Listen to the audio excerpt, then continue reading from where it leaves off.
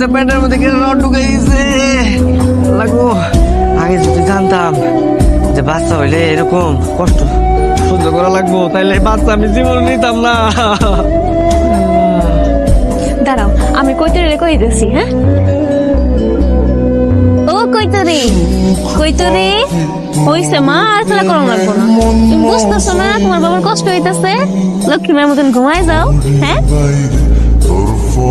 আস্তে আস্তে আয়ো, দেখ আবার কলম পড়ে যাইও না।